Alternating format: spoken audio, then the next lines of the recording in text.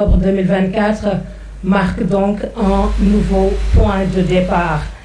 Le projet collectif que nous célébrons charrie l'espoir d'entraîner les Sénégalaises et Sénégalais dans un avenir juste, prospère et souverain, comme s'y engage Monsieur le Président de la République. Et la cérémonie qui nous réunit ce matin va se dérouler comme suit. Tout à l'heure, nous prêterons une oreille attentive à Monsieur le Premier ministre qui va introduire les présentations. À sa suite, nous aurons 3 présentations sur le diagnostic, sur la vision Sénégal 2050 et sur la déclinaison quinquennale 2025-2029.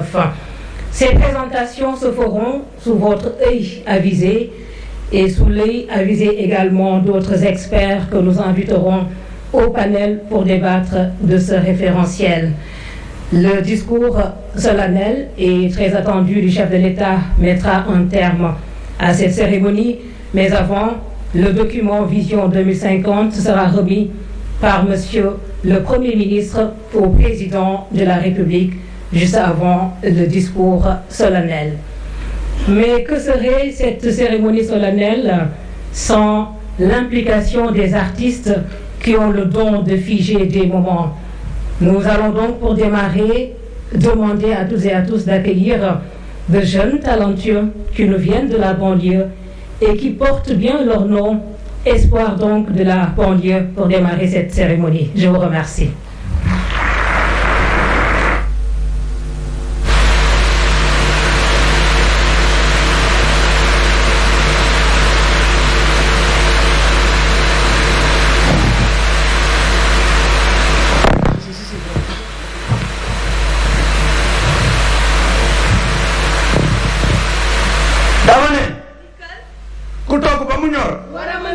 waaye tamit ku fóot ba mu set war a mën a weer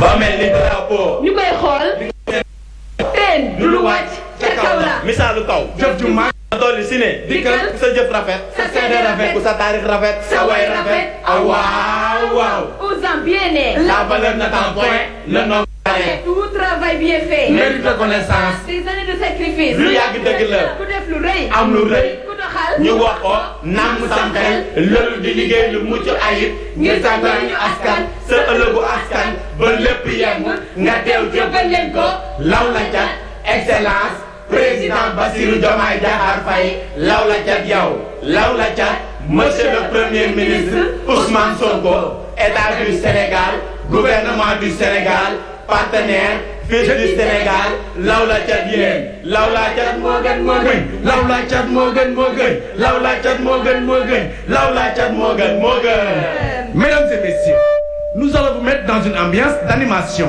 Croyez-nous, nous sommes dans des moments de communion. Dans un contexte de communication. Le scénario concocté a été imaginé pour vous. Vous en êtes les principaux destinataires. Comme on dit, rallier l'utile à l'agréable. Affaire bi liggéey la xel la xol la fit la jom ak bëgg sa réew. Un événement historique, une communication exceptionnelle, une rencontre multidimensionnelle. De quoi s'agit-il? Cérémonie de présentation du nouveau référentiel des politiques publiques Sénégal 2050.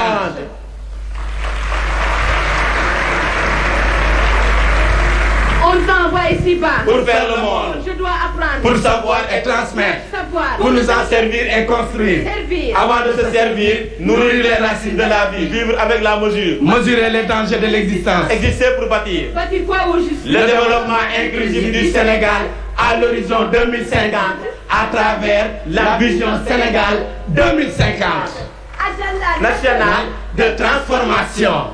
suñu ndajam tey mii ndaje mu am solo la. luy sabab bi. réew Sénégal si teewaayu njiitu réew mi ànd ceeg doomu réew mi ngir présenter askan wi yoon wi ñu xàll ngir yokkute Sénégal naataange Sénégal tawféexu Sénégal fii ak atum ñaari junni ak juróom fukk 2050.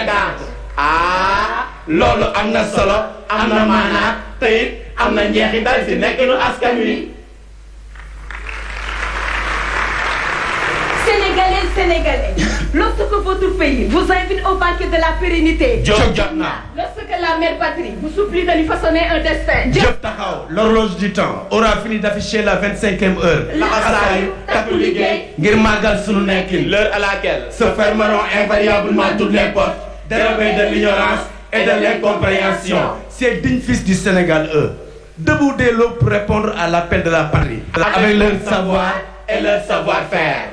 L'avenir d'un pays postule la participation active de tous ses fils à l'effort de construction nationale. akay dëgg juddoo ci réew baax na lool waaye taamu nañ si nga am ci kàddu am ci gis-gis am ci taxawaay. ci lu wér dialogue waxtaan diisoo consensus déggoo déggante àndandoo agir ensemble yëkkateendoo évaluer xayma seet taxaw seetlu unité nationale booloo ndax mbooloo mooy doole góor jigéen mag ak ndaw ku ne wane sa taxawaay si jub jubal jubbanti construire le Sénégal tabax réew mi ci anam yu gën lii la Sénégal soxla askan wi di ko sàkku ñëpp di ko ñaan sénégalais nous appelons tous à l'action.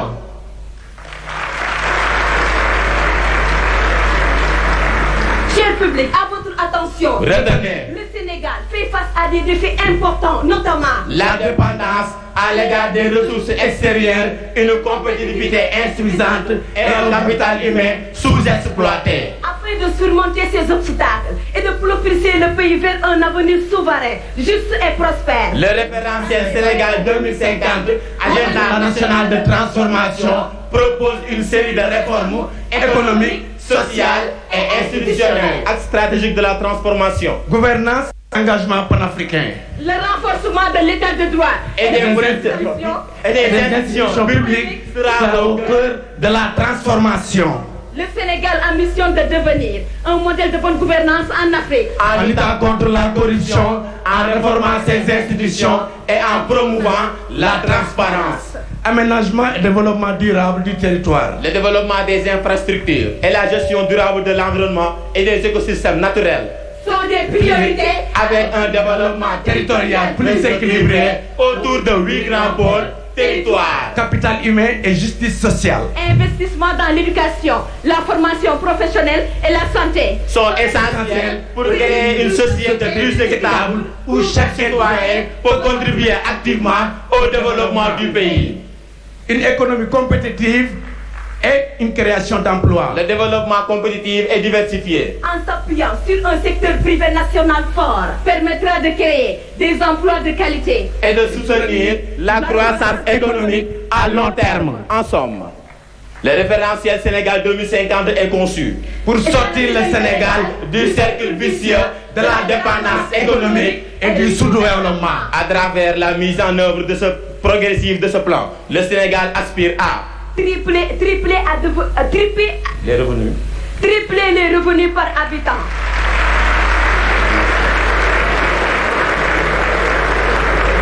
Tripler les revenus par habitant, passant de $1 500 à $4 500 d'ici 2050. Atteindre une croissance économique annuelle de 6 à 7%. Atteindre une croissance économique annuelle de 6 à 7% à moyenne. Réduire la pauvreté de manière significative et améliorer l'inclusion sociale et territoriale. Bâtir une nation souveraine sur le plan culturel, alimentaire, énergétique, financier et technologique. Fan la fee la. déedéet fii la. ñan la ñee la. déedéet ñii la. pour ñun la. déedéet pour ñëpp la. affaire bi ñun la ak yéen. bëgg bi ñu bëgg doxal référentiel Sénégal 2050 ñëpp ci mën a gis seen bopp te ñëpp la soxal.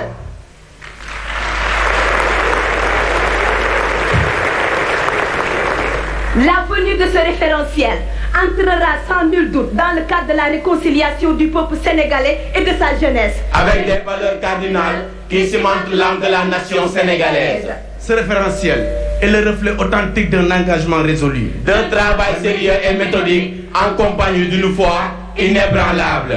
Et cela nous réconforte, encore une fois de plus dans notre conviction que l'ère de la rupture commence à souffler au Sénégal. À la jeunesse sénégalaise. Oui, à la jeunesse sénégalaise. Cette vision 2050 est porteuse d'espoir. Elle nourrit les rêves pour ainsi assouvir à nos envies de développement durable.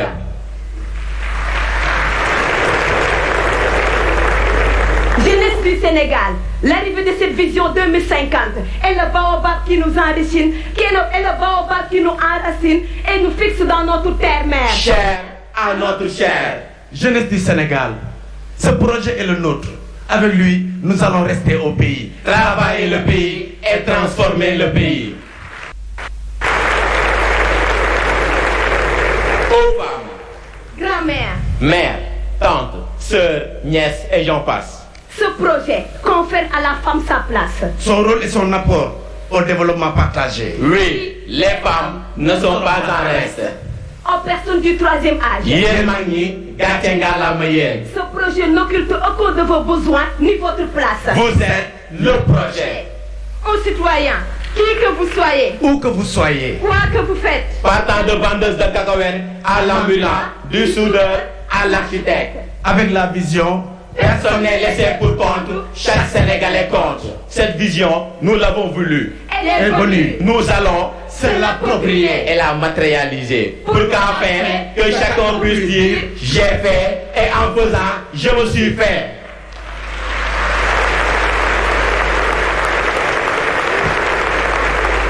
Le Sénégal que nous avons aujourd'hui, nous ne le fuirons pas. Nous le transformerons. toi, jeune du Sénégal, tu n'as pas besoin de risquer ta vie pour un avenir. Ton avenir est ici, ici sur cette terre. Oui, c'est toi, jeune, qui écrira les plus belles pages de l'histoire de ce pays.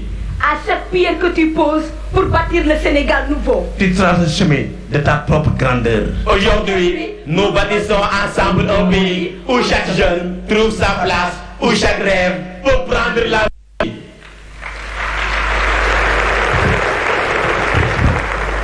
Le projet est là. Je reste de l'automagaldi.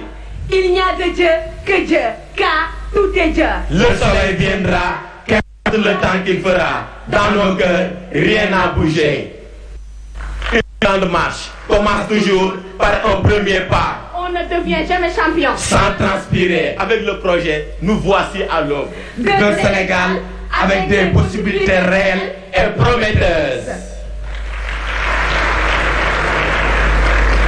metti woon na. ndaw ñi gëm ko. metti woon na. mag ñi ñaan. metti woon na. jigéen ñi takku. président ñun ak yow. démb tey ak suba. parti de rien, raam. dans les ténèbres, lëndëm. xol bu fees, xel mu jaxasoo. teg benn, volonté. force ñaar, abnégation. son excellence président Bassirou Diomaye Diakhar Faye avec la jeunesse waaxu dajeek obstacle jéggi bunti yëpp ubbeeku ndorteel. Le début du commencement. moom sa bopp. Ils n'ont jamais choisi la facilité. La persévérance, ils ont choisi. Du berceau au cercueil. Il y a un parcours combattant, président nga gëm ko, ndaw ñi gëm ko. Naissance, Croissance, conscience. Maturité, production, réalisation, consommation, sagesse, retour au calme. le parcours de la vie, C'est aussi un parcours de défis, des obstacles à franchir, Des objectifs à atteindre. Des rêves à concrétiser. des échecs à assumer, des victoires à célébrer. bref, des expériences à capitaliser. L'être humain, L'homme ou la femme, c'est les 3 P. un projet de vie, une politique de réussite dans un élan de patriotisme. L'adjectif travailleur qualifie son excellence, président Bassirou Diomaye Diakhar Faye. Dignité le possède. Tey jii, cher président, la jeunesse vous renouvelle son engagement. Projet bi ñoo koy porter.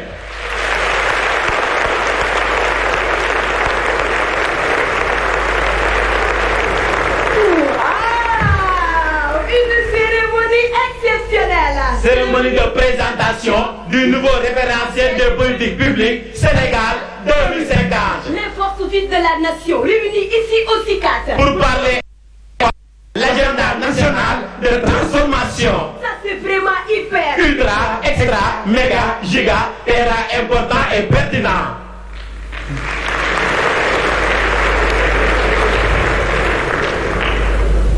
État du Sénégal, gouvernement du Sénégal.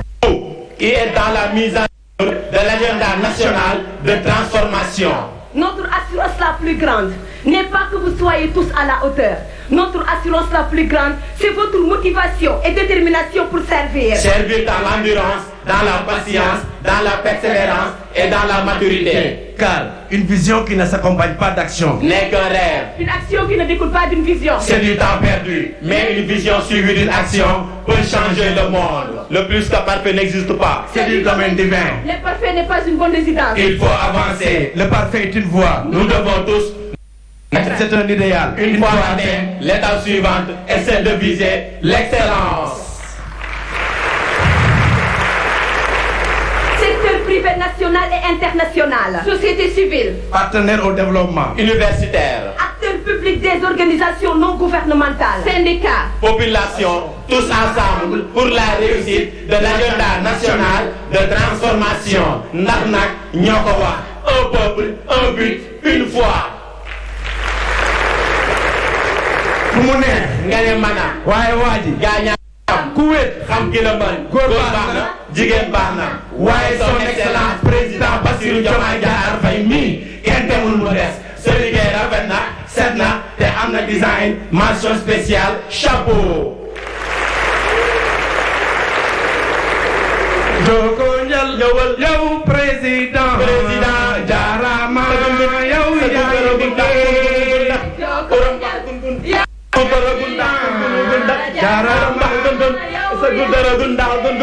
bu suuf seddee yow bu naaj tàngee yow Joko yow jaarama yow lañuy sargal. Aux initiateurs de cette cérémonie, nous vous disons activité, pertinente, organisation, satisfaisante, impact, positif. L'histoire retiendra ces dates signées, cachées. Merci beaucoup. Avec le référentiel. Cap sur 2050. Merci.